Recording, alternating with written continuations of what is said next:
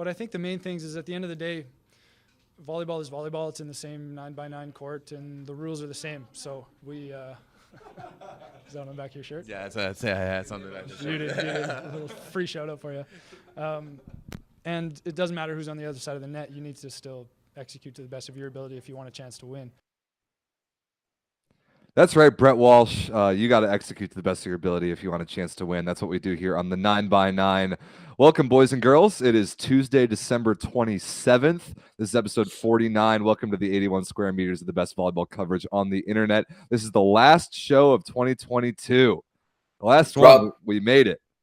Last show of the first entire year that we've done on the show. That's right. We started in November of 2021, and here we are with a full calendar year of volleyball under our belts here on the 9x9. My name is Rob St. Clair, live from Chicago. That is Everett Delorme, live from sunny Arizona, south of the border, joining me for a week around the holidays.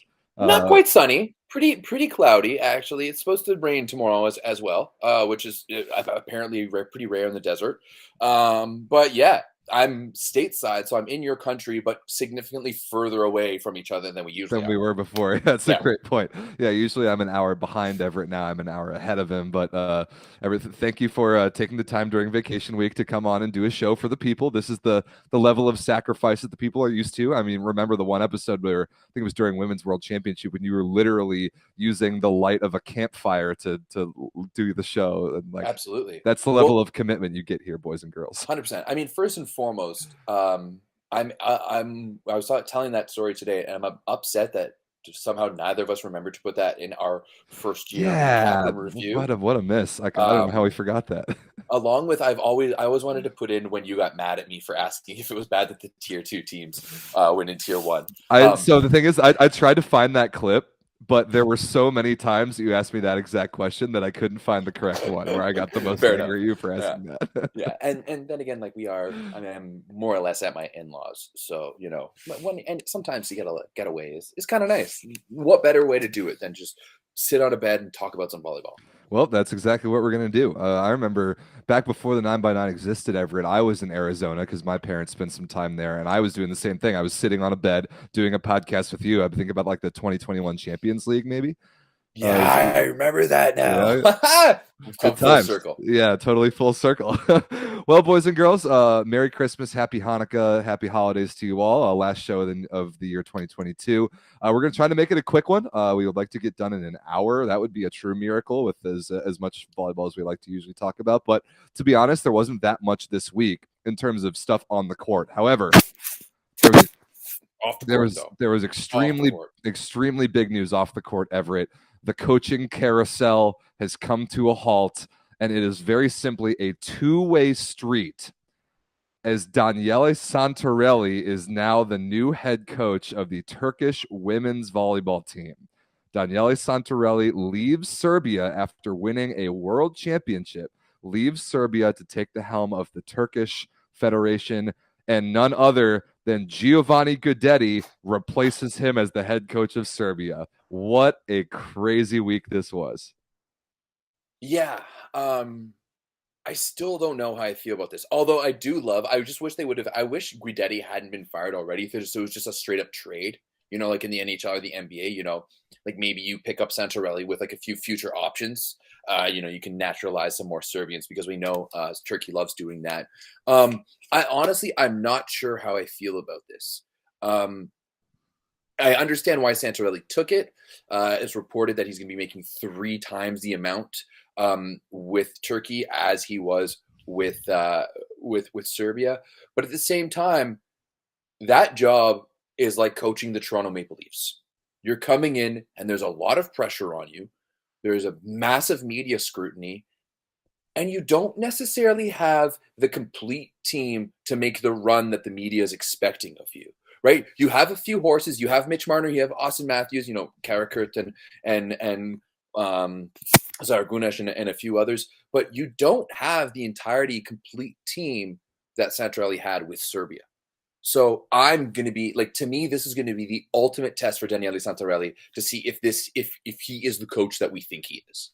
Yeah, that's exactly right. It is going to be the true test of how valuable truly is a great coach in volleyball. This is going to be the best possible experiment for that. Take two national teams who are in completely different places and straight up swap the coaches and check what the results are. I am fascinated to see that, because on the Serbian side, now Giovanni Guidetti, they still have a core of players that just won a world championship.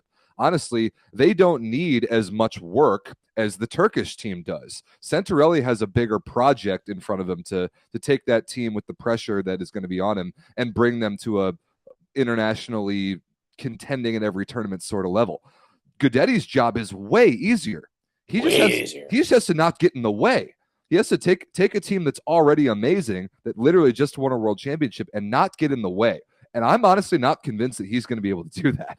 I think that he's the type of coach that kind of must insert himself into the way. And there's a really fascinating dynamic between these two guys when you watch them coach.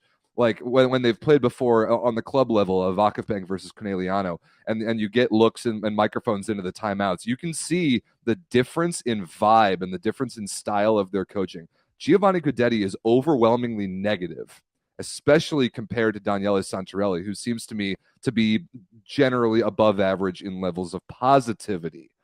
How is that going to work with a Turkish team with Santarelli now, who are used to being under incredible scrutiny and underperforming despite, I would say, globally inferior talent compared to the other contenders, and now they're used to Guidetti just yelling at him all the time, especially towards the end, and now they're getting Santarelli in, who seems like much more level-headed and positive, and you know, he'll talk tactics, and he'll empower his players to make them feel good about what they're doing. And now Serbia on the other side is going to get a team that has all the confidence in the world, and they're going to get Guidetti in there, which is a completely different style. So I cannot wait to see how this works. I know the Serbian fans are extremely disappointed. I don't blame them. You just won a world championship, and the federation didn't even consider trying to match the Turkish Federation's offer to keep Santarelli. And if you don't have the money, you don't have the money. That just is what it is. But our Serbian people in the Discord are very upset about this, and honestly, I can't blame them. No, it's for things like this that I love the Discord, because you get an immediate look into the reaction of that country to see like what's happening and what's going on, and you check their pulse. I'm going to be very interested to see how this does, because I've always found that, you know, there's the what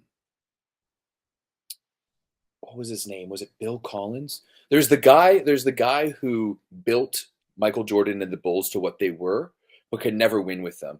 And then in comes Phil Jackson, who was fantastic with really good teams. But when we saw that when he started like working with the Knicks, who weren't as good, he wasn't able to do it. There's some coaches that are really, really good at building the structures that are needed to win. And I think Heinen, for example, is one of these guys. Like, he's doing really well with Nullifer this year in the Turkish league, the women's teams, because those types of coaches do really, really well with lesser teams and help them to overperform by setting in, just structures and systems and like a way to play. And then there's other types of coaches who are very, very good at managing egos and managing high level players. So to me, it's going to be, how is that going to be? Because to me, Santarelli has always been so good at managing, but he also does a good job at the technical, tactical thing and the structures thing. I think so much of it that's what Turkey needs. They've got so many gaps in their pyramid, if it were to allow them to be a top team. But that Serbian team, they have it all. They have all the players. They have the system. Like, everything's in place due to Santarelli. Now, is Guidetti going to be able to be that emotional, that guy to help emotionally lead a team? And to me, I've always seen Guidetti as being a very emotional leader, but a very emotional coach. For better or for worse. Exactly. For better or for worse. And speaking from me as a coach, I know that when I'm an emotional coach, yeah, sure, the highs are really good. You're pumped up and you're whooping and hollering on the sideline. But when you're low, that really affects the team. And I think, as to your point, we've seen that with Turkey. So this is going to be very interesting. Very, very interesting. I think, honestly, Serbia is getting the short end of the stick here in terms of their players and their federation. And I don't know if implementing Santarelli into that Turkish team is going to make enough difference to make them win tournaments. There is right? a chance that this deal is a lose-lose. Uh-huh. There's very legitimately a chance that this is a lose-lose. However, the only winner is Daniele Santarelli's checkbook. Absolutely. Good for him. And I mean, money talks, especially in a sport like volleyball where we don't have that much of it to go around. So nobody is going to blame him for making this decision if the numbers that are rumored are to be believed. But in terms of the two respective teams' futures roadmaps towards like the Paris Olympics, there's a chance that this is a lose-lose. 100%. I'm never going to bet against Santarelli, but still, I don't think that even with Santarelli, I don't think that Turkey has the bodies to get them on a podium in a major international tournament. So no, man, it was like Canada this year, right? We could have had Santarelli, we could have had the best coach in the world. It wouldn't have made a difference. Yeah, it's going to be a really fascinating experiment for how much does coaching truly matter in volleyball, and I cannot wait for these two teams to play each other. That is going to be awesome. It is gonna be spicy, but also too, like you just love that these two coaches are just on the top, right? They go head to head in club season, they go head to head in international season. So I can't wait till we continue. Santarelli is owning Guidetti recently. He has had his numbers since Champions League for a national team, and for this year so far, it's been pretty one-sided. Yeah. All right, shall we move on? Let's do a quick little lap around the world of volleyball because there were some matches last week, right? I mean, there were some matches yesterday. I have to say, Bob, I don't think there's anything quite like Italian League volleyball on Boxing Day. On December 26th, they play games, and every stream I turned on, okay, maybe not the Taranto Cisterna one. That one was pretty that sad. Was pretty rough. pretty rough for fans. But every other one was packed house. Doesn't matter, men, women.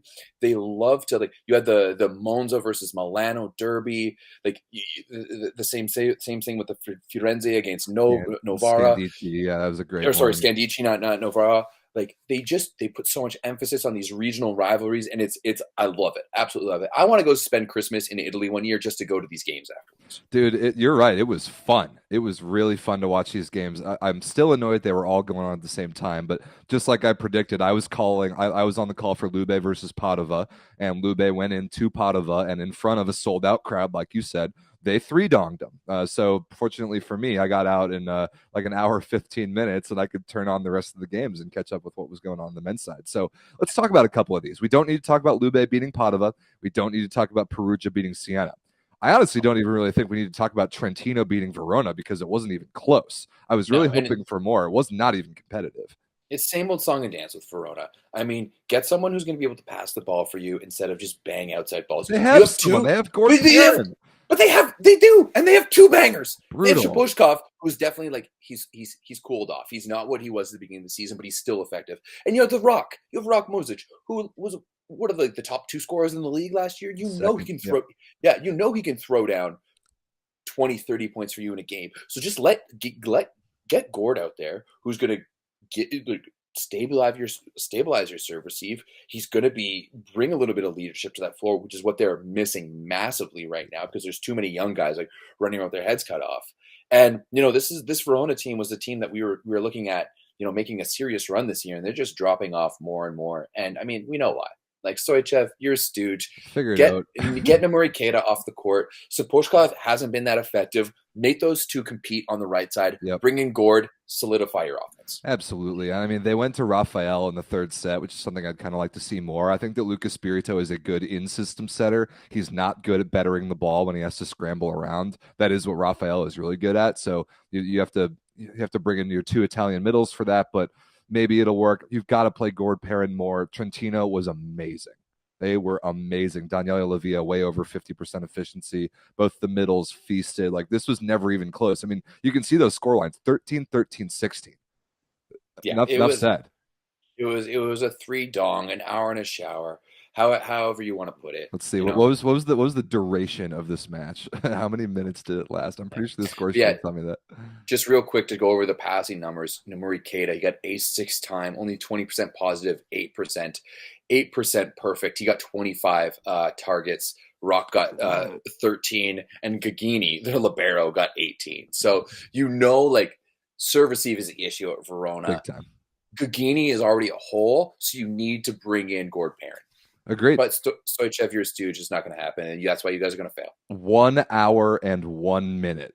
Oh, that's a straight up hour and shower. That is a straight up hour and shower. That is the truest hour and shower I think I've ever seen in international volleyball. It is crazy that, like, I mean, you could have gone to this game and then driven to another Superlega game that started at the same time in like northern Italy somewhere and still made it before the end of it. That's ridiculous. Yeah, that's nuts. All right, awesome. on to the next one. Which one are you talking about? Let's do Modena very swiftly and convincingly 3-donging Piacenza. This is the match that I was looking forward to the most this weekend, and I didn't get to see any of it live because by the time my game ended, which was pretty close to an hour in a shower, Piacenza had already laid down and died. What happened here? Tommaso Rinaldi, let's go. What?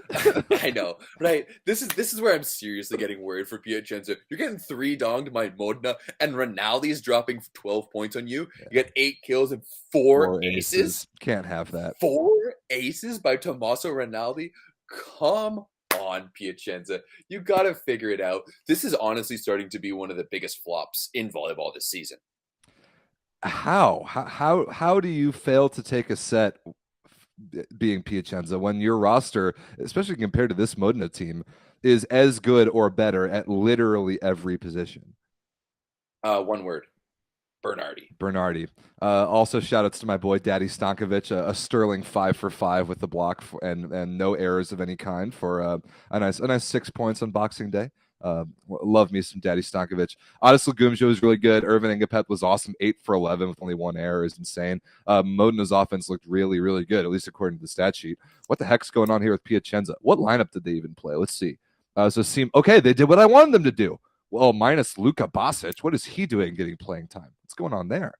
But they did what I wanted them to do in playing Recine at outside and playing both cube and middles. Was Yoandi Leal not even on the roster in this one? What's going on? Somebody in the chat tell us. Sure. Somebody in the chat knows why didn't Yoandi Leal play this game? That would help to know. It certainly explains some things. But yeah, Yuri Romano, fine. He just didn't get any support from anywhere.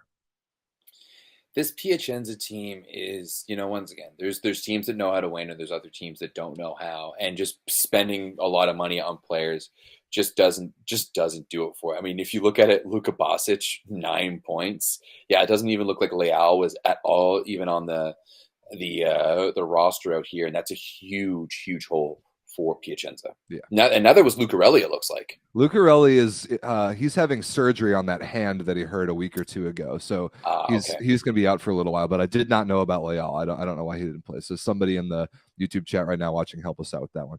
So yeah, Modena kind of cements their spot at second in the league. That belongs to Lube. Modena tied with them in points as we check out the standings before we talk about some more matches. Close. Really, really close everywhere. I mean, Lube, Modena, Trentino, all within a point. Piacenza kind of chilling at 5th, and Verona lost 3 of their last 5. They're dropping from, I think they were as high as 4th, maybe even 3rd at one point. Yep. I agree.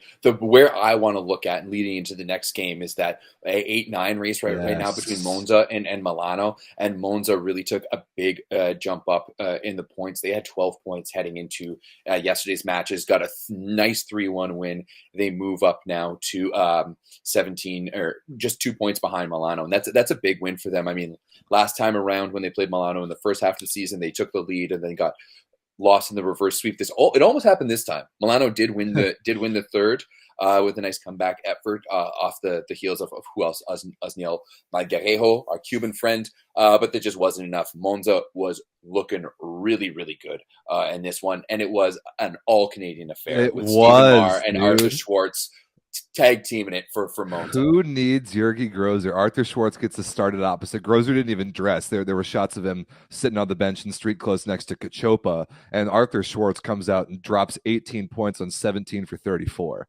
And that honestly, Everett, that might have been the best I've ever seen Steven Marr play, especially as kind of Monza's primary guy. He did everything for them, and he did it well. 22, 4 blocks, 17 kills, and an ace.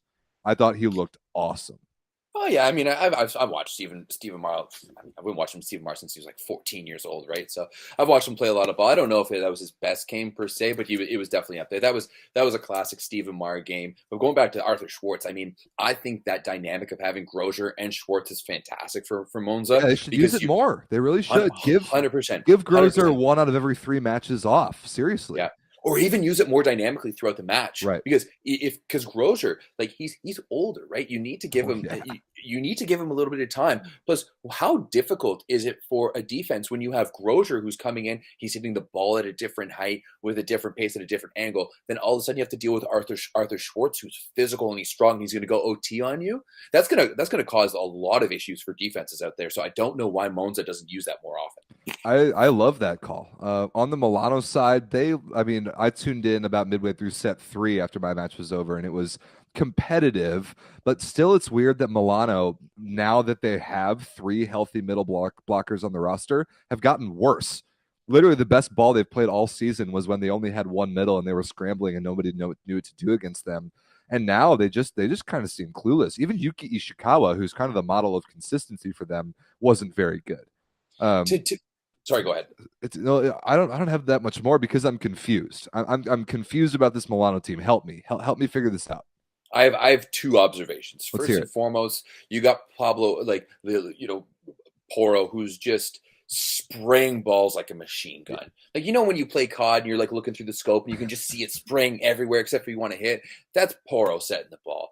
It's rough sometimes. But on the other side, there's no leader on this team. Like, there's no guy who's going to take them together and be like, yo, look, let's go. And you've got a lot of guys who do really, really well when things are going well, but they're all quiet types. That's true. And you've got like your leaders. How many of them speak Italian? How many of them even speak English? Right? How's Abadapor's English and Italian? How is he able to communicate? Abadapor's English is excellent. Yeah, actually, right. And Ishikawa has been there for a while, so him too. But to me, when I look at that team and I look at when they're struggling, there's no one bringing them together. There's no one getting things going, and that's really what this Milano team is. They're missing that Stephen Marr type player who's going to bring the boys together and get the team on their back. That's why they're so good with him, and that's why I love watching Marr beat up on Milano. Yeah, he played for him that 2 years ago and really struggled to get off the bench, which was completely ridiculous. We've been hearing a lot of talks about the future of Piazza's coaching career. Is he even going to make it to the end of the season with Milano? I think that remains to be seen. Dude, why is there so much coaching dead weight in the best league in the world? There's a lot of dead weight. I mean, why do we continue to just hire? Top 3 stooges in volleyball, Stoichev, Piazza, Bernardi, have 3 playoff teams right now, and all 3 of them could do better. Right? Like, there's so many good young coaches out there. Get these stooges out there, and let's get some better volleyball, because this is getting ridiculous. Word. But yeah, good for Monza for getting the revenge on the road in the battle of the city of Milano, because as we've been confused by Monza's women's program before, they're trying to claim Milano as their home city, even though they're in the near suburbs. Last but not least, Everett, I think we should talk about your boy Eric Lepke playing great for Taranto, but his team totally blowing a 2-0 lead with match points in the 3rd and getting reverse swept by Cisterna. That was rough to watch. The turning point for me was in the 5th set. Taranto's setter, Marco Falaschi, had a wide-open overpass swing to extend an already pretty good service run, and he flailed it out of bounds. That was rough. Yeah, it was rough. And I mean, one thing I will have to say is, we talked about it after the Italy versus Canada game at the World Championships, and I said that might have ended Lepke's career in Italy because of how poorly he played that match. Yeah, he was terrible. But to his credit, and makes my heart happy to watch him be a classic EFL, Eric freaking Lepke, from Trinity Western days, because he's been flying high this season for Taranto. And I truly think that performances like this and other performances as he had throughout the year and is probably going to continue to have is not only going to allow him to stay in the Superliga, but continue like get signed by a better team next season. Give the people his stat line for this 5-set match. Okay, let me find this. Here we are. Okay. Of course, right now everything's being slow. He was 25 for 43. with 5 errors, which is quite a bit, but only 13 continues. He had way more like double the amount of kills than everything else combined. He was absolutely unreal. Also came in with an ace on this one. He's been playing out of his mind. I'm really happy to see it from him. Yeah, I mean, being a volume scorer is not Eric Lepke's play style, but when he needs to do it, he can do it. He outscored Tommaso Stefani, who is a volume scorer. I mean, 25 for 43, even if you get blocked 4 times, like that is an amazing performance in 5 sets for an outside hitter. That's fantastic. So 100%. He's certainly not the problem for Taranto, but again, Cisterna comes back in a game, wins a crazy one, mostly on really just their blocking presence. 12 blocks total, another double-digit blocking game for Cisterna. I don't know if I can get their stats fast enough, but they've got to be up there towards the top, if not the best team in the league in terms of blocks per set. They stuff block a lot of balls. And they absolutely do. Petar Zierlich with another banger, 20 for 43 attacking. Yeah, I mean, I think when you look at their blocking, you have to look at Aiden Single. He got four blocks in the 4th and 5th alone. The other key play in that 5th set was Aiden Single made an unbelievable one-on-one read to shut down a 31. Massive. For a break point. They were up by 2 at that point, and that was it. Yeah, awesome 100%. Yeah, absolutely. And it was just like such a solid play by the Australian. He's really been making his mark this year and proving why he should be in the Super League and continue to be in it. But yeah, I mean, Cisterna, it looked like they were going to get 3 down. They were able to come back, save it a little bit. And I mean, they're holding on for a playoff spot, right? Toronto is trying to fight off relegation, and they were so close. 3 points would have been massive for them. Instead, they only get 1. But still happy for my boy, Eric Lepke. Yeah, Cisterna really did themselves a lot of favors with coming back and winning that match, grabbing 2 points from it. They jump up into 6th as we take a look at the standings one more time before I move on. So this is not quite the same as the Italian Cup draw, which is coming up starting tomorrow, actually, the quarterfinals. But because there's so much movement week to week, it's just so tight in this league. It's really fun to watch. Yeah, Monza did themselves a lot of favors as well by beating Milano on the road and getting 3 points from it. So they can taste a playoff spot in this point. But let's talk about the Italian Cup, Everett, because I don't think we really covered it all that much when the field got set after the first half of the season officially wrapped up. But the quarterfinals of the Coppa Italia start tomorrow. It's kind of crept up on me. Tomorrow we got the first match. What is it? Milano against I think Modena versus Trentino. Yeah, Modena versus Trentino, which I think is going to be a great match to get it off. The Italian Cup too is just, I think, like especially these quarterfinal matches, they have just more eyes on them. Yeah. We've talked about it before. Once you get into these cup games, there's a much larger importance on the national scale. So you got much more like Italians who may not be aware of Superlega and volleyball watching the Italian Cup. So yeah, I mean, obviously we know that Perugia is looking for that next Infinity Stone. But I still think, especially tomorrow, 1 match tomorrow, 3 matches on Thursday, I think there's going to be some good ones in these quarterfinals. I think so too. So let's talk about the seeds and the matchups. Of course, you got the 1 versus 8 Perugia versus Cisterna. By the way, these seeds were set according to the standings after the 11th game of the season, which was the halfway point. So, which is why these numbers are a little different from the standings now. So Perugia versus Cisterna, 1 versus 8. Not really any drama there. Of all these matches, that's the one I'm not planning on tuning into very much. Back 2 matches ago, before Verona continued to lose, they were as high as the 4 seed. So Verona gets the 4 seed in the Italian Cup. They'll take on the 5 seed Piacenza. 2 teams that are having roller coasters of seasons, and where are those going to intersect? I think that could be fun. I honestly want to pick Piacenza in this one. I'm going to pick Verona. All right, cool.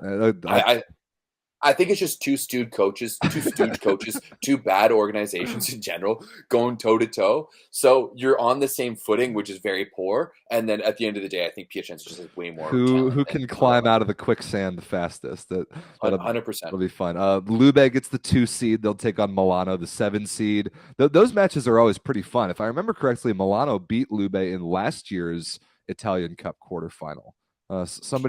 Somebody check me for that in the chat. I'm pretty sure that happened last year. I think you're right. So some revenge there for Lube, perhaps. And then, like Everett said, the 3 versus the 6 is Modena versus Trentino. Crazy that Trentino was as low as 6. They were tied at the time this was drawn. Verona, Piacenza, and Trentino were all tied in points. And on tiebreakers, Trentino gets the 6 seed. They'll take on Modena. That, I think, is the the spiciest and potentially highest level match of them all.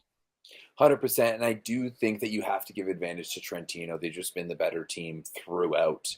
However, this Modena team, I think with how slow they started, this is a team that could surprise a lot of people, especially later on, because like they have so much talent and they have so many veteran players that can just pop off at any point. So yeah, I'm almost liable to go for Modena on this one, but I still think Trentino's going to take it. I think Trentino's going to win as well. So that match, Modena versus Trentino, is tomorrow, Wednesday, December 28th. And then the other 3 matches are all on Thursday, the 29th. So Coppa Italia quarterfinals this week. That means no matches at all in the Superlega this weekend. So the guys get a little bit of a break this coming New Year's weekend, and that's pretty well deserved to say the least. So that's about it. We're going to definitely be watching those games in the Volleyball Source Discord, which if you're not a member already, join it. The link is in the description. Yeah, absolutely. Ready to move on to the women's side, Everett? Yeah, let's jump into the women as we keep it going. And once again, there was just some banger matches yesterday. They were well attended and some surprising, maybe not too surprising results. One of them, yes. But man, the women's side is just so crazy in Superlega Femminile this season. It is nuts. So it was the last game of the first half of the regular season on the women's side, which means the quarterfinal field for the Italian Cup on the women's side was set after these games. And there was some drama about it because Busto Arsizio, like we've talked about throughout the year, had started off very, very slow, but lately had crept their way up into a playoff spot. They needed to win, at least, or maybe even just take a point against Monza to secure or to just guarantee themselves a spot in the Coppa Italia, which they could not do. They got swiftly 3-donged, and Monza looked great. They finally settled on a lineup. Jordan Larson on the left, Magdalena Stysiak on the right. They kept it for the whole match. That was nice to see. So Busto Arsizio loses 3-0. They don't get any points, and they still, at the time, were still in the 8th spot. However, shortly after that, Cuneo, out of nowhere, comes back and beats Novara in 5 to leapfrog Busto Arsizio and take the 8th spot in the Coppa Italia. So now Cuneo is 8th. Busto Arsizio, thanks for participating. No Italian Cup for you.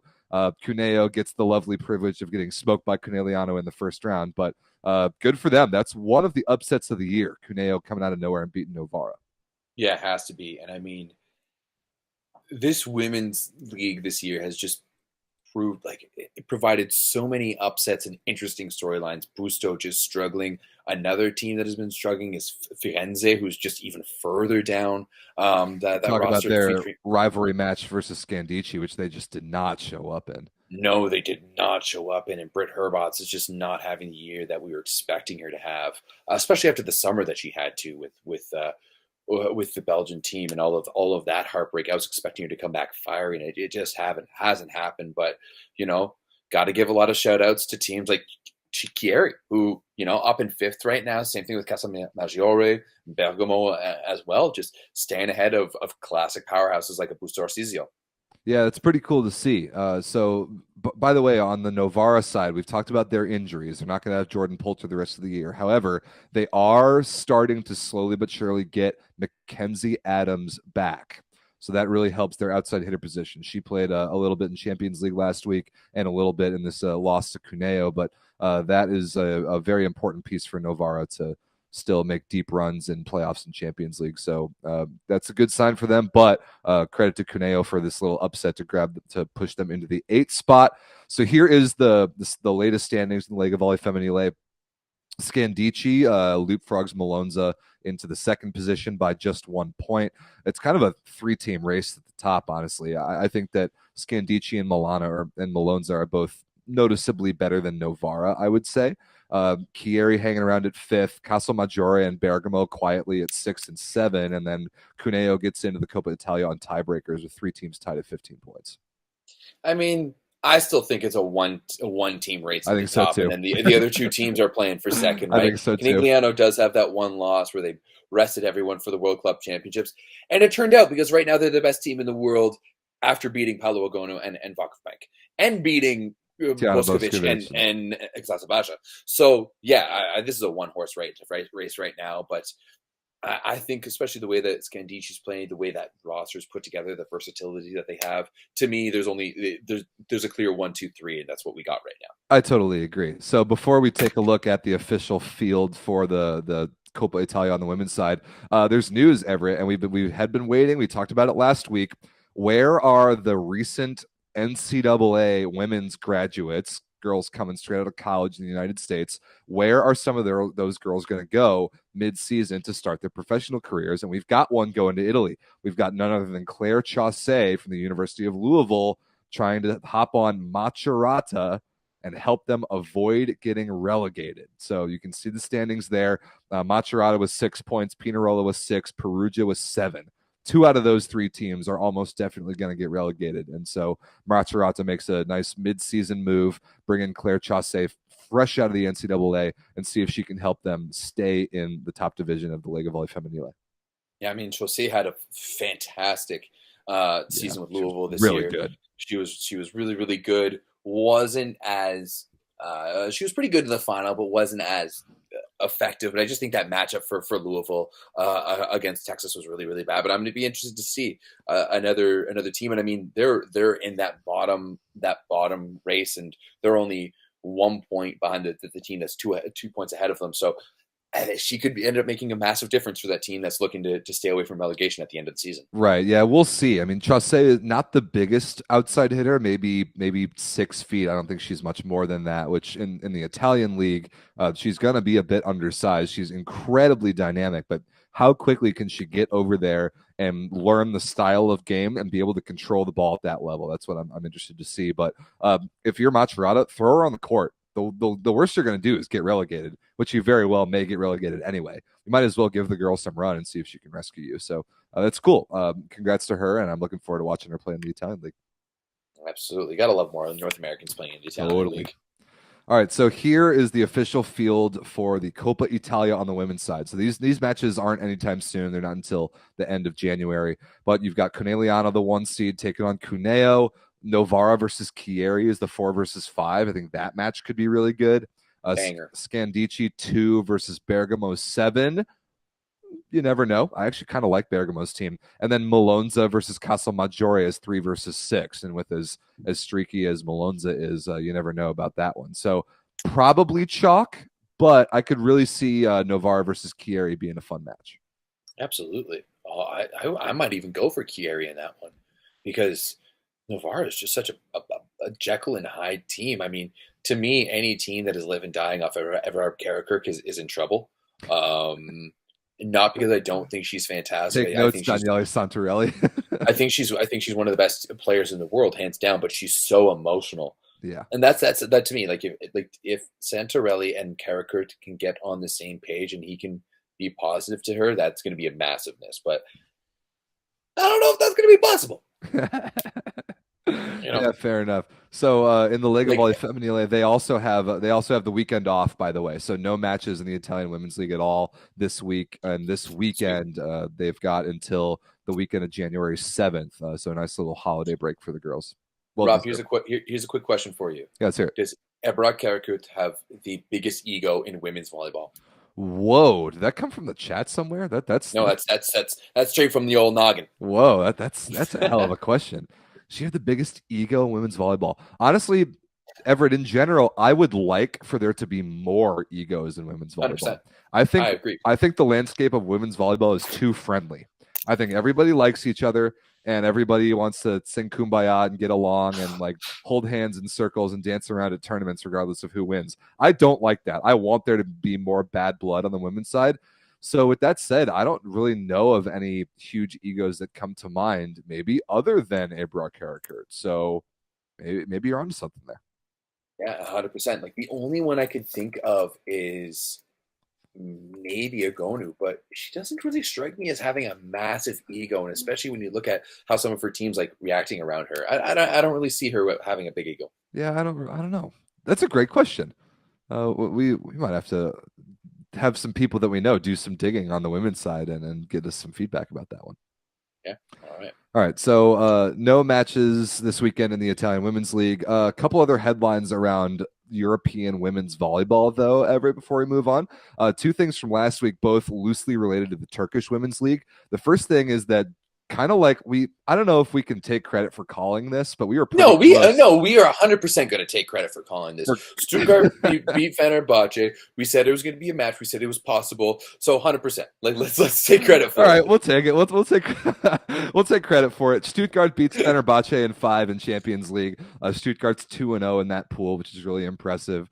Crystal Rivers, baby, let's go USA. Me some Crystal Rivers. Fenerbahce is struggling, dude. They cannot support Irina Fedorovtseva, and there's a lot of rumors surrounding what they're going to do about this problem. It sounds like for yet another year, they're going to wait for Melissa Vargas to be done playing in China, bring her back in, just like last year. That totally makes sense to me. Sounds like Vuchkova is going to do the exact same thing, but I don't know how soon those reinforcements can arrive, because like we talked about on last week's show, Fenerbahce's got a match with Eczacıbaşı on January 14th. And I think the Chinese league runs through like the beginning of February. So Fenerbahce is going to have to hold on for dear life until reinforcements arrive. Fenerbahce is one of those teams that is interesting because like they did beat big teams early on. Like they were the ones who beat Vakıfbank in the Turkish Cup finals, correct? Super Cup, yeah. The Super Cup finals. But also because Fenerbahce in its entirety is the biggest sport organization in Turkey. Right. Oh, so man, Fenerbahce's sport for sport is enormous. Is up there, with it could quite possibly be one of the best all-encompassing sport clubs in the world. I agree. Like I don't know of one other sport that competes on so many different levels like Fenerbahce. So if there's one team that has a budget to make a run, not this year but in the next few years, it's going to be Fenerbahce. So that's why they're always a team that I'm interested in watching. Yep. So we'll see if they can they're definitely going to get Melissa Vargas in, and it sounds like in the last year or so, Melissa Vargas, who grew up in Cuba, has renationalized to Turkey, I think. I don't know how that's going to shake out in terms of her potentially playing on the national team, but at least in the next couple years, she's not going to count against the foreigner limit for Fenerbahce anymore. So that will certainly help. Yeah, 100%. It's going to be interesting to see too, because apparently they're going to be getting Karatasu as well. So we'll see what's going on. That's right. We're going to see how Santarelli deals with all of that. You can only have one player on the national team that has previously played for a different national team. So what's he going to do about that? We'll see. Other match we got to talk about coming out of the Turkish Women's League domestically is we've talked a lot this year about the big three teams in Turkey: Vakıfbank, Eczacıbaşı, Fenerbahce, in no particular order. But we got to give credit to teams 4 and 5, because the top 5 teams in Turkey are really, really good. And those two teams, THY Istanbul and Galatasaray, played the other day, and it was a 5-set banger. Your girl, Everett, Kira Van Rijk, pushed THY over the top, and they win it in 5. Yeah, I mean, Kira's been in the Turkish league now for 3 years. This is her second season with THY. And I mean, we know that she has the ability to put balls down like this, and you gotta love it. Gotta love watching my Canadian girls just kill it. She played so well. 32 points, 29 for 55 attacking. She's getting that sort of set load that we see out of the elite opposites in the world, and this time she delivers. So that was really cool to see.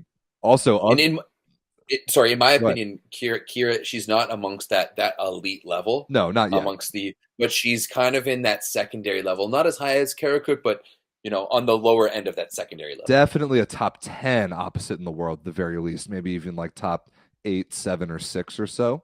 Yeah, that's definitely the range I'd put her in. So shout out to Kira Van Rijk. THY does win that match, but Galatasaray is bringing in reinforcements, Everett. I give you credit for calling this. I didn't think it was possible for a Turkish team to go out and get an American NCAA player midway through the season because of foreigner issues, but sure enough, none other than the AVCA and NCAA Player of the Year, Logan Eggleston from Texas, is headed to Galatasaray. Yeah, you got to love it, and I think she's going to make an impact immediately. I think so too. I think that's a team that needs another outside, and I'm excited to see. I think she really fits well in Turkey too, because I'm not going to say she's not skilled because that's definitely not true. And if you go and put those words in my mouth, I'll hurt you. But she's more so of a physical player. Yeah. She's big and she's physical, and I think her style of play suits Turkey very, very well. I think that's well said. I'm just so excited for this. It's cool when these girls get these opportunities, and like it's a different situation than Claire Chaussee going to a team in Italy to hopefully help them not get relegated. Galatasaray is a playoff team. Like that team is good, and that team has aspirations of at the very least the semifinals in the Turkish league, and maybe stealing a match in the Turkish Cup here or there. So I'm excited for her to have an impact in a big league and at a good team. 100%. I mean, we saw it a little bit with Dana Retke last year. She Right. came in and immediately impacted at Monza, or it was Monza back then because they weren't having all these issues.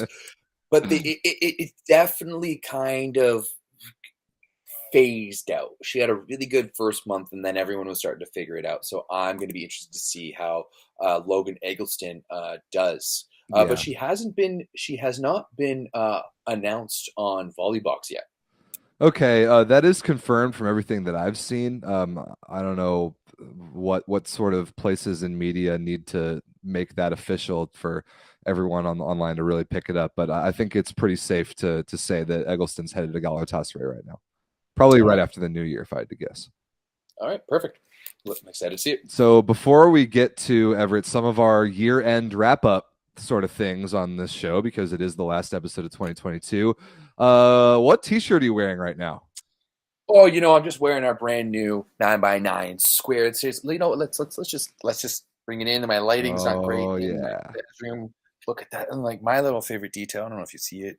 You've got right here, it just says 9x9 equals 81 square meters, right? Which is the tagline of the show. Love it. Also, this shirt is so comfortable, right? I upgraded a little bit of the material for this one, and it just looks good. Not to mention, you can get it in so many fun colors in the sweater and the hoodie. So make sure to head over to that volleyball.store to pick up all of your 9x9 merch, your spicy volleyball merch, like that beautiful shirt, three-quarter baseball tee that Rob is wearing right now. We got plenty of stuff, so make sure to head over to that volleyball.store to get your merch. Check it out. Get some stuff. Don't care if the holidays are over. It's never a bad time to buy some great gear. So that volleyball.store, hit it up. All right, Everett, let's take a look back at the year in volleyball that was 2022. I mean, we did a couple little wrap-ups in between in the middle of the year. Like we kind of did a club season wrap-up in May. We kind of did a national team season wrap-up in September, but let's look back. And in the form of doing this, on last week's episode of the show, we asked the good people that love us and watch the show and that have already thumbs up this video. We asked them to leave us a comment after last week's episode was over and ask us questions about sort of wrapping up the year 2022, and that we would answer them on the show. So we've got a handful of them. We've got some good questions that we can get into, and then we will end the show with Everett and I unveiling our top 12 players lists of the year 2022 for the men's side. We'll follow back up with the women's side either next week or the week after. We'll see if Volleyball World chooses to put out another joke of a list again this year, but we're ahead of it this time. So we're ending the show with that. But first, let's jump into you all's questions from last week. Everett, where do you want to start? Let's start with some of them that we've both answered, so I can figure out my answers for the other ones while we talk. I like that. Everett, simple one. What was your favorite match of the year? There's of all the hundreds and hundreds of matches played this year, which one was your favorite? Oh, thousands of matches, bro. Hundreds? Like hundreds is like VNL in itself. Thousands. We watched hundreds of matches this year, and there was thousands that went on. To me, I have to go to the World Championship quarterfinals, France versus Japan. There was just something about that match that the way Japan was playing was so magical. And at its peak, I love watching Japanese volleyball. I wish it was more effective on the world stage, because it's truly, for me, the prettiest volleyball to watch, the best volleyball to watch, the most expressive volleyball to watch. And I don't know if there was a match, and maybe it's recency bias, because I'm thinking back to some of the Champions League stuff that happened earlier in the year that I loved, especially watching the Discord. But there was just something about, I could not keep my eyes away from France versus Japan in the World Championships, and that one has to be my pick. That was a great match. Like two extremely visually appealing teams. I mean, you're right about Japan, everything you just said about them, but France not far behind in terms of just beauty of the game, and they're there competing to win tournaments at the highest level, i.e., the Olympics. So I think that's a pretty good pick. My favorite match of the year is I'm kind of cheating because I'm going to pick two matches. It's the 2-match series in the semifinals of the Men's Champions League between Perugia and Trentino. That series was probably the best 2 matches in Champions League that weren't the final, maybe even ever. It was that good. It was so ridiculously high level. There was all the drama. It was contained within Italy, so the rivalry was there. They had played each other like 8 times that year at that point. And Trentino wins it in a golden set at home, like 17-15 in the 5th. Well, in the golden set after 2 5-setters to even get there. It was absolutely ridiculous. The level was so high. I remember in the golden set, Trentino went up like, 9-3 or something like that on a Micheletto service run. And Wilfredo Leon on a knee that ended up needing surgery, like single-handedly willed Perugia back into the game. It was so dramatic and so amazingly fun to watch. Yeah, that was another good one. Another one that comes to mind too is that Lube JW series. That was fantastic. That was too, a great one. 100%. All right. Where should we? There was a question. Speaking of Perugia, there was a question in the chat after last week's show. What is Perugia's biggest weakness this year, and is there a blueprint to beating them in your opinion? I think their biggest weakness this year is injuries. As in, if they get injuries, that's when the weaknesses are going to start to show. I don't know if they have any true weaknesses when you see their team, just because of the depth and the quality of players that they have. I mean, when we're going to do our top 12 team players of the year this year, and how many of those players are going to be on Perugia? I truly think that it's going to take injuries. Like multiple injuries to take down Perugia. Like there's only one player that is indispensable for Perugia, and that's Gianelli. Right, because of the 3 outside hitters that they have, and that's kind of my point too. And 2 right sides. Right. Yeah. My answer to this: their only real weakness is the opposite position, because you have Rikliski, who's the steady guy at like weakness in quotes for sure. You're absolutely right. It's not truly a weakness, but I think it's the question is, what's their biggest weakness? I think that is the answer. Rikliski is steady, but he's not going to win you a game. Jesus Herrera can win you a game, but he can also lose you a game. So there's options for Anastasi there at the opposite position, but it doesn't matter what Perugia gets out of their opposite position as long as their outside hitters are healthy. As long as you have Leon and some combination of Semeniuk and Plotnitsky, even if Leon takes a match or 2 off, Semeniuk and Plotnitsky could easily carry Perugia to winning all 5 trophies this year. That's how good this team is. So I think it's a combination, Everett, of what you said. The only time that opposite weakness would really bite Perugia is if injuries attacked them elsewhere, as if they had injuries at outside hitter such that opposite for them was able to get exposed a little bit more. But right now, if everyone's healthy, that's not going to happen. I think if Rikliski gets injured, it's a bigger thing. Like after Gianelli, Rikliski is the second one, just because I'm not 100% convinced that Herrera can be a guy at this level. Not game in and game out, but the big area that I don't think he's going to be good at is blocking. Agreed. And Rikliski is a very underrated blocker because of how solid and steady he is. He's not going for like the big touch. He just sets his feet and gets over and pushes. Herrera's not like that at all. So I think there's a much bigger difference with Herrera than anyone else on the court for them. That's well said. So another question in last week's comment section relating to Perugia is, hypothetically, if you put 2 teams on the court, one team was this year's Perugia, the other team was this year's Italian men's world championship winning team, who wins? So like the guys on Perugia who are on the team, so Gianelli, Russo, any of the backups, whatever, they can play for both of them. So take the starting 7 from Perugia and the starting 7 from the World Championship final for Italy's national team. Who wins? I'm going with Perugia in this one. when you look at that Italian team, they just work so well together. But when you look at player per player, like you can't. Micheletto and Lavia are fantastic, but can you compare them to Leon and Semeniuk? No, you can't. The same thing is with what's his face on the right side. Why am I blanking on his name? We just talked about him today. The lefty doesn't really matter. You can't compare him to a Rich Licky. I don't think that he's that good. Why am I blanking on Ilia's right side? Oh, Romano? Yeah, Romano. There we go. You can't. Yeah, Romano's too streaky. He's the Jesus Herrera of that team, and 100%. Just despite the serving, yeah, Perugia. I'm with you. I think Perugia wins that hypothetical match, even if both teams have Gianelli. There's more raw talent at every position for Perugia, other than maybe libero. Maybe Fabio Balasso is better than Massimo Scalacci, who's towards the end of his career. But yeah, Perugia 100%. is better in the middle for sure. Like Flavio is better than Anzani, even if Russo plays for both teams. It doesn't. The only area that I see Italy taking the advantage is coaching. The only area that they have is Fernando Di Giorgi leading that team. And if there's one coach who might be able to take down Perugia this season, it would be him.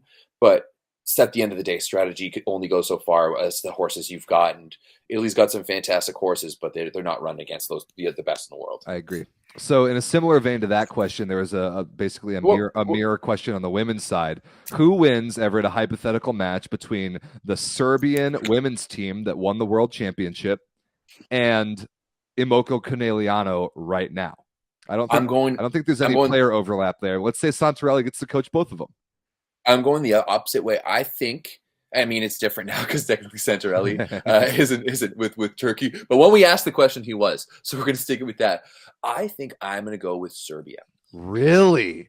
Yes, I do. Because at the end of the day, international volleyball is much more team and system oriented than club volleyball. Club volleyball is very much like player for player, like pound for pound. Build the most talented roster. Build the most talented roster team. But to me, what made that Serbian team so good is how well they work together as a team. And, especially when you look at Conegliano, right, this year, like if it was last year, it might be a different story when you start comparing, that Conegliano team with Agonu on the right side as, Serbia with Boskovic. But for me, I think that way that Serbian team works together in the system that they run, and they still have arguably one of the best players in the world on the right side and a lot of good solid people around them. I think Serbia takes it just because they work better together. Okay, that's a very interesting take, and it's you make a lot of good points for that. Tijana Boskovic is awesome, and that Serbian team did play kind of the rest of the pieces around Boskovic played better than expectation, I would say, and they came together as a team more than we probably could have expected them to. However, Conegliano literally just beat Tijana Boskovic a week ago convincingly. And but Boskovic doesn't have what Serbia has around her. Pretty close. It's close enough that I think matchup-wise and talent across the board, 1-for-1, the only position where it is close between Serbia and Conegliano is opposite. And Isabel Haak is amazing.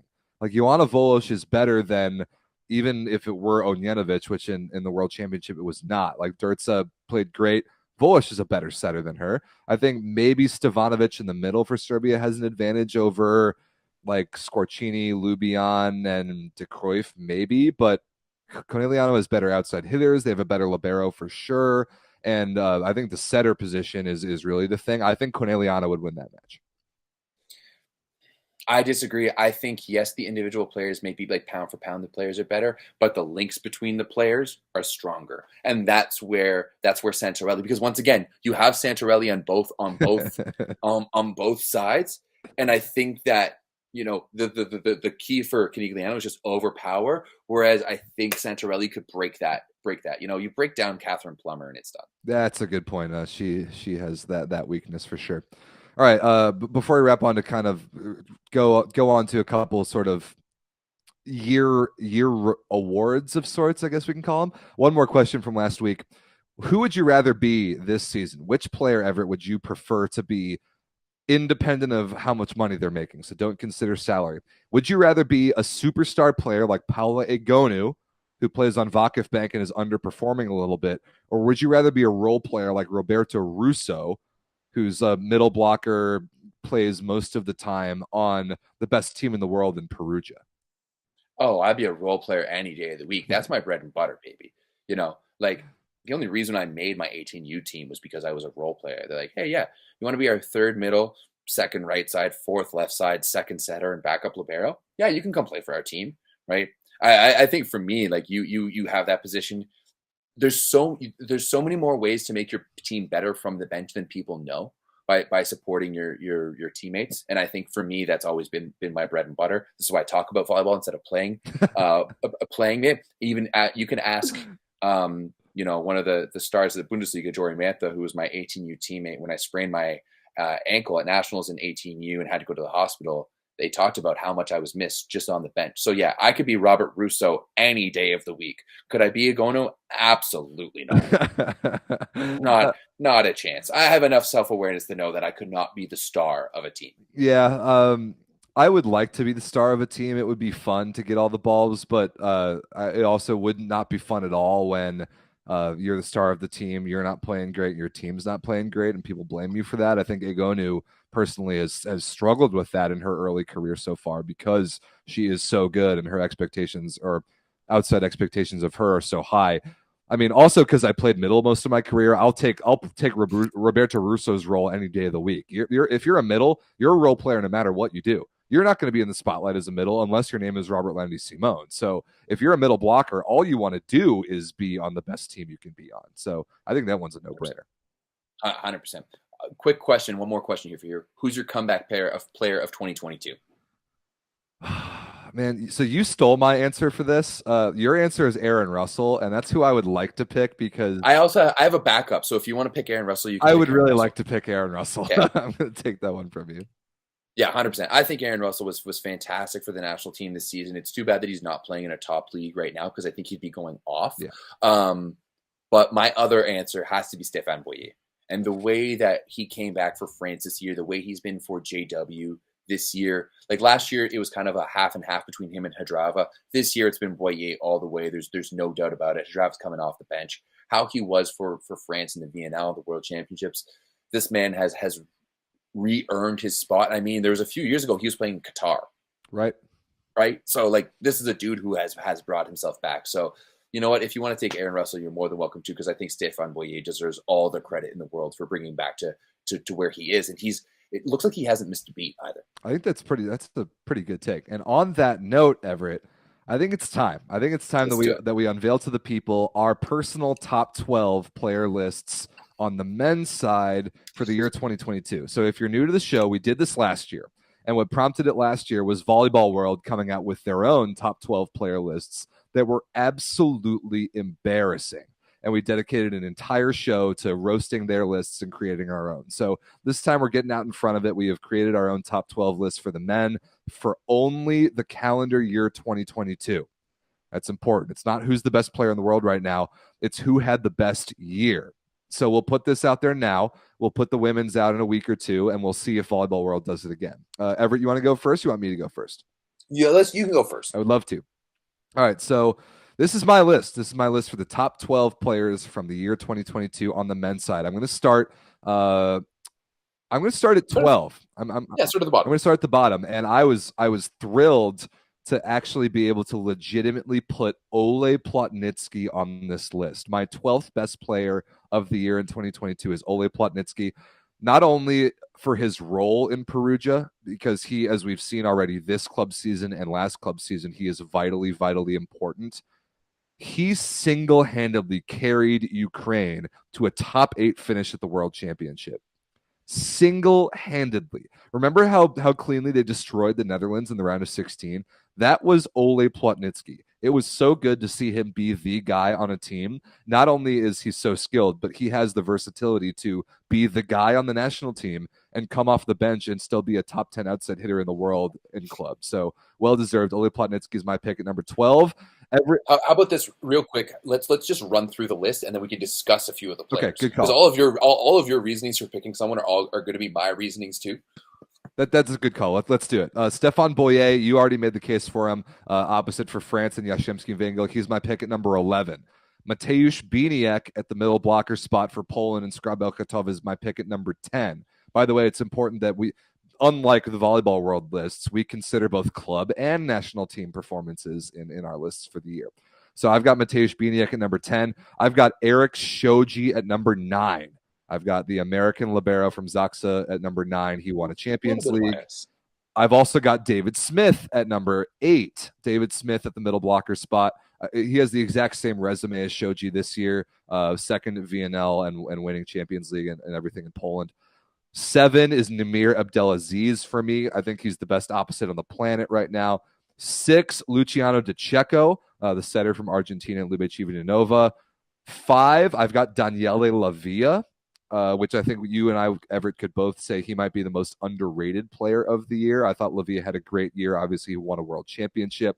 4, I've got a little bit of a hot take. I've got a libero at number 4. It's Fabio Bolasso.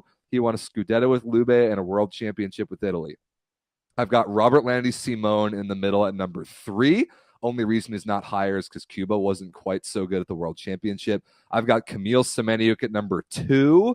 His performance in last year's Champions League speaks for itself, and then for Poland and for Perugia now. And at number 1, I've got the 2-time World Championship MVP of both club and national team this year, winning both of them at the setter position, Simone Gianelli. Honorable mention for Wilfredo Leon, Bartolomé Chinese, and Alessandro Micheletto. Right, I like that list. I can't hate on it much. I like it a lot. All right, so let's talk about yours let's go through yours before we break it down a little further. Here's Everett's list for 2022. Yeah, so first of all, I'm going to start with my honorable mentions. I'm going with Nishida.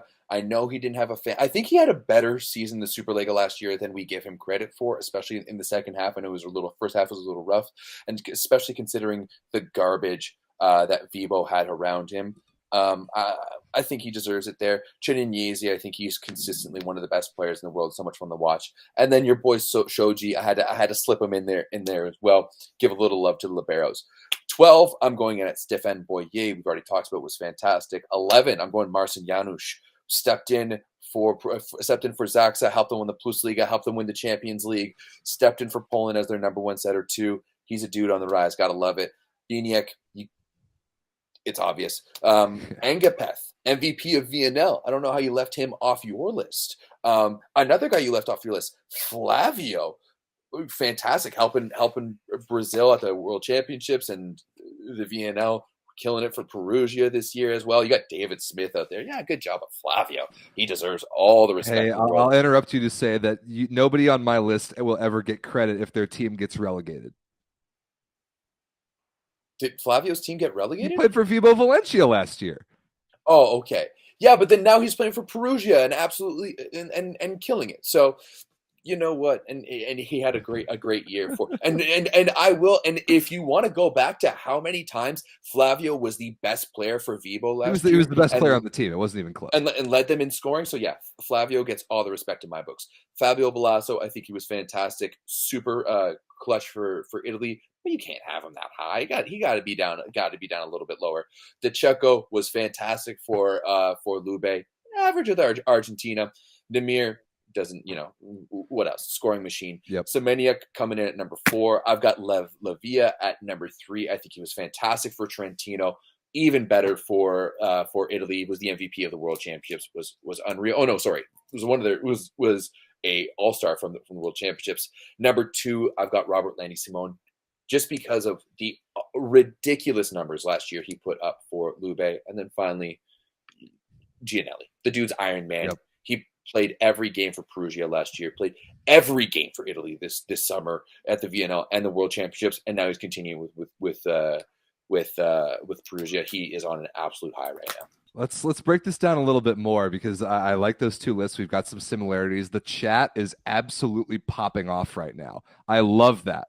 But I'm seeing a lot of comments in the chat that are just brain dead. You people are so dumb. This is why we have a show and you don't.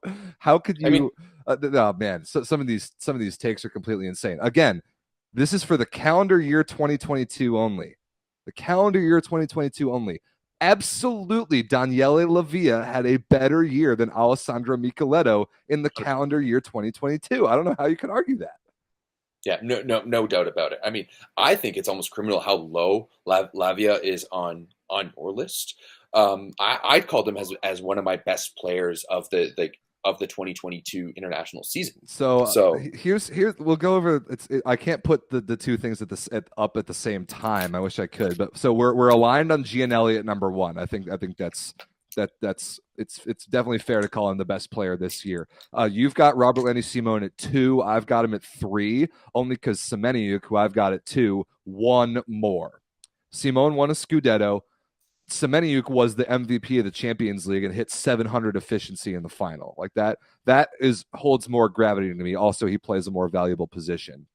But for Lavia, we've both got him really high, and I totally agree with that. Because I thought he had a phenomenal year. I think he has a case for the most underrated player in the year. This underrated player in the world this year. But he did win a world championship. But on the club level, he came in second to Kamil Semeniuk and all those guys at every turn. So I couldn't quite put him above 5th. I really think for me, it was Gianelli, Semeniuk, Simone. Top 3, that was easy for me. Below that, I had a really hard time ranking these guys. But Lavia was the best outside hitter for Italy at the World Championships. Yeah, he was better than it wasn't even close. Yeah, and he was better than Romana too. Yeah, he was.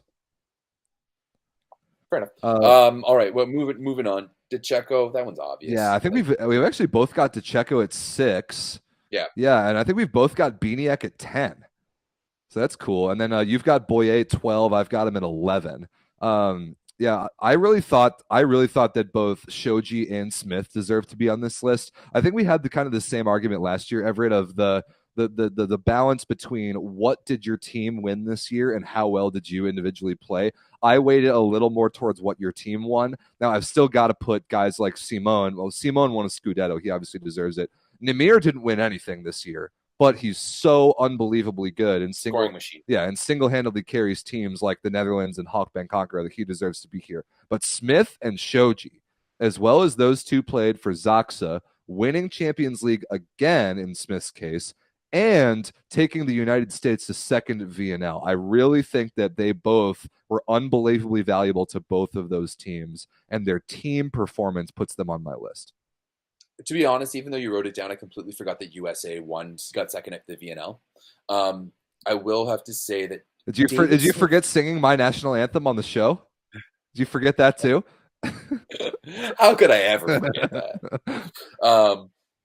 To me, like David Smith has been absolutely fantastic. Don't get me wrong, and especially like how much better he's gotten. But for me, his value is if consistency and clutch plays at clutch times. And I don't know if he has the game-to-game impact that some of the other middles on my list have. Yeah, well, he's a middle. I mean, let's see. You had, 2 middles on your list? Just Simone and Biniak with Chinese honorable mention. Yeah. No, and Flavio. Oh, you had Flavio. Dude, I don't think it's reasonable to put Flavio on there. I don't see it. Because he was the best middle for Brazil this year. They got 3rd at the World Championships. That's true. He was the best player for Vibo. They got relegated. Yeah, but that's not to his fault, right? Same reason why you have Nishida on there. He was, I mean, I think he had a good year. He had a great World Championship, but again, his team 100%. Got relegated. I cannot put a guy on my list whose team got relegated. I can't do it. Yeah, but if you've got 2 stars like drowning in shit, it doesn't really matter. What's you're gonna get relegated when you've got like what was it, like you got Uncle Mo out there. Yeah, that was rough. You're just bringing in just absolute garbage. So you got to look at their body of work. And yeah, they had they were the brightest stars in a shitty situation. Okay, so the only, and also like I gotta play a little bit to the Nishida stance too. Oh my god. Yeah, I'm not stooping to that level. Okay, sell me on 2 guys that are on your list but aren't on mine. Sell me first on Marcin Janusz, because I think that he choked in the World Championship. Yeah, he may have choked in the World Championship, but he didn't choke at the World or the Champions League finals. Like you're True. rating Semeniuk off of his Champions League performance, and Janusz was dishing him all those balls, right? And furthermore, like Janusz is a new player to being a starter. He's the MVP right? of the Like, Plusliga. MVP of the Plusliga, stepped in, like he did one more than Tony Uti was able to do last year. He won the Plusliga for Zaxa, and he won the Champions League. And you step in, sure, maybe things are underperforming on the Poland side, but how much is that on him? You know, I'm sure maybe he had some. You know, I just think there's some other things going on, and if you lead a team to a Champions League final and a Plusliga, how is he not there? Okay, fair enough. That's a good sell. I that one can convince me. I don't think that I can be convinced by Irvin Ingapet though. Other than VNL, his Modena season, both last year and this year so far, have not been good.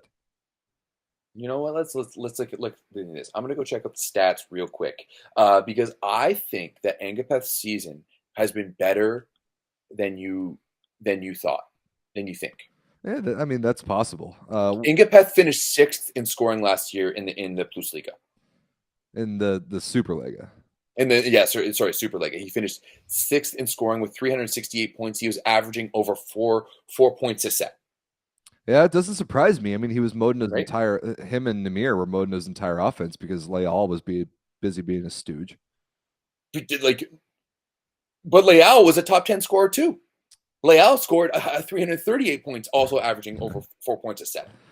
So, you know, I actually thought I thought briefly about because I thought about Brazil. I was thinking about going back to my list. I was thinking about Brazil winning bronze at the World Championship. I'm like, all right, who from Brazil can I, in good conscience, put on this list? Thought about Flavio and was like, nope, his team got relegated. No way. Then I did think about Wallace. I thought about Leal because at the World Championship he was so ridiculously good. He was their best player for sure. But then I remembered the kicking incident with Modena when he got suspended, and I just could not bring myself to put him on the list. So you're going to take in that the kick of God into your consideration. Unfortunately, kick yes, I am. The kick gate. I mean, if you and then the way that he behaved himself afterward, because he was eligible to play at the end of that semifinal series for Modena and chose not to. Like he gave up on his team, and that knocks him off my list for me. Okay, fair enough. I mean, the only two that you have that I don't really is Smith and Shoji. And then Plotnitsky, I already made the sell. I mean, people in the chat are talking about Wilfredo Leon. Where's Wilfredo Leon? He's the best player in the world. Yes, I agree. But again, this is the year 2022 only. He did not play a second for the national team because he got surgery, missed VNL, missed World Championship, and Perugia. Even though Leon was hurt in the first half of the year, Perugia was overwhelmingly disappointing. So it's not about how good you are. It's about how good of a year you had. That's why Leon didn't make either of Everett and I's lists. No, absolutely. He didn't play national team, and he was, you know, injured for the end of the Perugia season. So no. We do have chat. We gotta go to the chat and roast some. No, 100%. That's what I'm saying. Get this homerism out of here. You guys have got to throw your bias out the window here. Lagumdzija is like average. Get out of here. I'm sorry. You guys lost to Denmark. You lost to Cuba. You lost to Cuba in the Challenger Cup finals. Your only accomplishment this year is beating an addled Canadian team to make it out of pool play. Like, that's seriously the only thing that you've ever done. And that's the biggest black mark on the Canadian program in the past 10 years. So sorry if I'm wrong. Yeah, Lagumdzija had an injury riddled season last year with Piacenza. You know, when he's at his best, Lagumdzija can be the best, but he's an early season guy because he just doesn't have the cojones to get it done at the end of the season. Yep, Lagumdzija or in Denmark. Lagumdzija did not win anything this year. If they had won Challenger Cup, they had beaten Cuba. Maybe I would consider it, but no, absolutely no way. Yeah. Winning the Pan Am Cup means nothing. Get out of here. No way to see crack the list. Micheletto again. I see another point in Micheletto in the chat. Lavia had a better year. They were on the same teams. They achieved the exact same things, and Lavia had a better year. That's not even debatable. And yes, people talking about Ole Plotnitsky. Yes, I am correct for putting him on my list. He is amazing. But again, unfortunately, he didn't win very much this year either. He performed extremely well, especially for Ukraine. But hardware is important to me when I make my lists. Fair enough. Well, so somebody talking about TJ DeFalco. I mean, recency bias heavy there. He's playing great for Resovia. You got to remember how terrible he was at the World Championship for the U.S. So take the whole year. Think about the entire year. That's what we're doing here. Yeah, I've seen some calls for Kurek. We got a bunch of trolls looking for Brizal. He plays in Japan. Kurek plays in Japan. I'm disqualified. Brizal nowhere to be found. Nope. Anyways, like no reason he should have been just because he led France to the Olympics. Nothing. Yeah, he won VNL, but I mean, just because Volleyball World called him the best player in the world last year doesn't mean we're going to give him anything this year. Yeah, we got a lot of people. We got people who are either mad that I have Nishida as an honorable mention, or mad that he's not on the list at all. So Typical. Yeah. Typical. I like both of these lists. Like we did last year, Everett, we'll put them out on Instagram and poll the people and see whose list is better, and then tune in either next week or the week after. We'll do the exact same thing for the women's for the year 2022. I'm really interested to see if Volleyball World does one. I kind of hope they do so that we can roast it again. I had a good time going in on this. Absolutely, and I hope Clayton picks it. Oh my god. Oh, that would give us fuel for weeks worth of content. Could you imagine? Oh my goodness! Like, I'd really want Clayton Lucas come and do a video about it. Like him coming on YouTube, like, here's my top 12. Do an episode of The Quick Set. Yeah. Get out of here. All right, boys and girls. We said we were going to keep the show to an hour. That didn't work out. We're an hour and 20 in, and it's been awesome. This is the last show of 2022. We will be right back here next Tuesday to kick off the volleyball year of 2023. Oh, are you out next week, Everett? We got. Yeah, my flight is in the PM on next Tuesday back to Toronto. So if you want to go, I won't be the wedding's on the 2nd, so I will not be in any state of mind to be talking about volleyball or even speaking at all at that point. And then I'll be on a flight home on the 3rd. So if we want to go the 4th, we could go the 4th. Okay. Yeah, we could maybe go the 4th, or we can take a well-deserved week off and come back on the 10th, a couple Tuesdays from now. So yeah, I don't. We'll let you guys know via the Discord and social media like that. Honestly, I'm kind of just leaning to not having a show next week, especially since there's not really happening this weekend in the world of volleyball. You know what? Let's do that. We're gonna be off next week. No show next Tuesday, January 3rd. We're gonna take the week off. There's not. You're right, Everett. There's not much volleyball going on. And then in 2 weeks, on January 10th is the next Tuesday. We'll do the show. We will unveil our top 12 women's list for 2022. Yep, absolutely. All right, boys and girls, Happy New Year. We love you all. Thank you so much for watching the show. Get in the Volleyball Source Discord if you're not already. The link's in the description here on YouTube. Thanks for watching on YouTube. Thanks for listening on the audio format. We'll see you in the Discord for the Coppa Italia men's. It starts tomorrow and Thursday. Everett, Happy New Year, my friend. Enjoy Arizona and enjoy the week off next week. I will. Happy New Year's to you as well, my friend. Make sure you guys go check out thatvolleyball.store. And yeah, Happy New Year's, guys. Thanks for joining us. Thanks for being around. Let's have a kick-ass 2023. You know it. It's been a great year. We're not slowing down. We'll see you guys in 2023. Happy New Year. Peace. Peace.